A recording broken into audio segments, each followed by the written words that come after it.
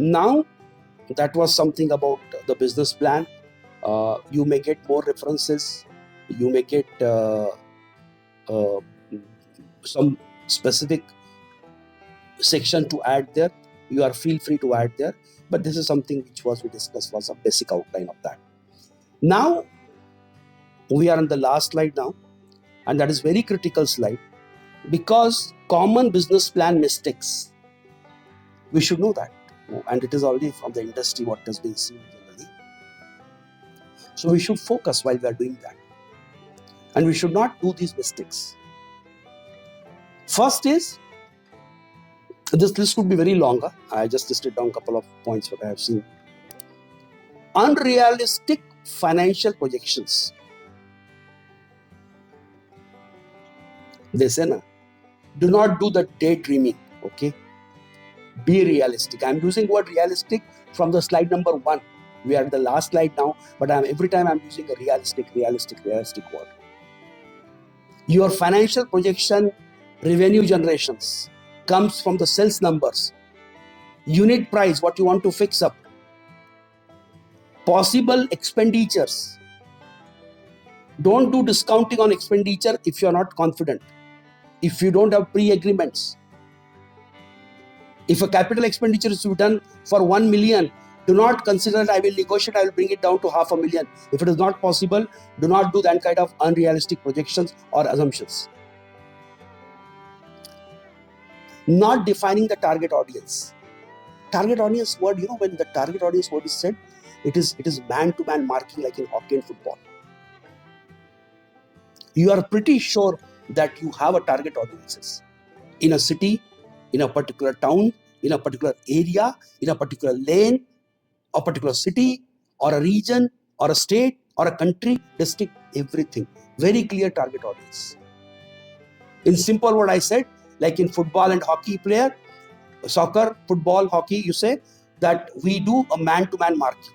So you mark your audience, target audiences. Overhype. Overhype looks good for a second to the world, but is a disaster for us, for an entrepreneur. Don't do an overhype. Be realistic. Bad research, no need to say anything about it. In startup, in the beginning sessions when we were discussing entrepreneurship and everything, at that time one thing is told about the entrepreneur, one of the precious quality an entrepreneur should possess, that he should be the best knowledgeable person on his subject. And if you are the best knowledgeable person on your subject, you cannot afford to do a bad research. Your research should be completed. Or the area where you could not able to do a research, you should know that this area still need to be touched up. No focus on your competitions. Oh, I have a great idea, I will win the market. No, relax. Look what your competitors are doing. There also a particular set of skills are working. So focus, not focusing on the competition. Hiding your weaknesses. To whom you are hiding? You are hiding to yourself only. So do not hide your weaknesses. Not knowing your distribution channels. You do not know who are going to take you to your audience customers. You do not know your distribution channels.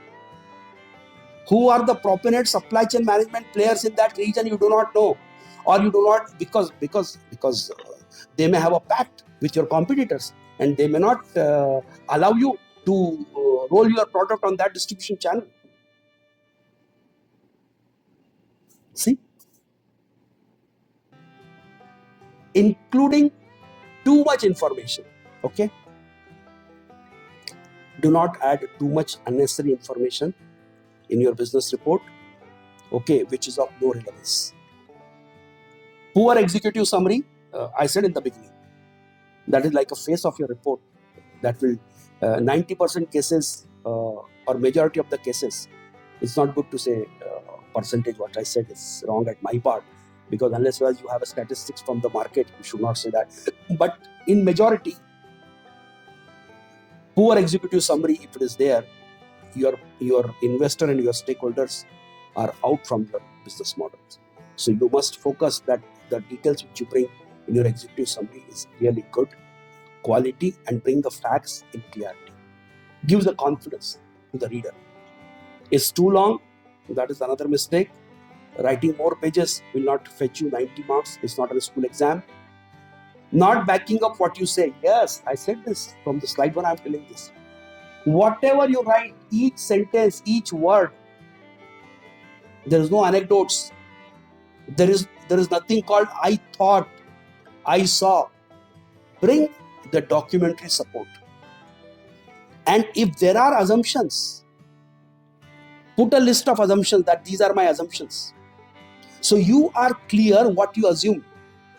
And if those assumptions are of serious nature, probably you should not declare that your business plan is completed. You should work on your assumption to first complete them, to make them sure. So that is what the point is, not backing up what you say. Last is sloppy mistakes, typos, grammatical errors, and poor formatting. To be very honest with you, now in industry for almost 34 years, I personally don't like if the things are not presented well on the piece of paper. First is you should believe in concept. I'm not denying. Means I look for the concept should be complete. Facts and figures should be complete. Then after that, it should be well formatted, proper cursor, proper spacing should be given, correct? Sections should be clearly defined. One section going left margin not aligned, right margin not aligned. Please do not do this. Invest some time on the formatting also, okay? Take the help of technical assistant, secretary, whatever you want to do, who is good at that, correct? And one more point which I want to share right now is that, see, I admit that I'm not good at English. You know why? Because our native language is not English. And probably it is the case with many of us whose native language is not English. I'm not marketing for Google Translator, but that is my experience, what I do. And I have shared in one of our sessions this point. You know what I do when I make complete sentence, when I make a paragraphs and everything, when my write-up is ready, I just go to Google Translator, I put that English what I wrote in the left-hand side English, and then other side I convert it to Hindi. That is my native language. Similarly, I made a practice to my friends in Kuwait.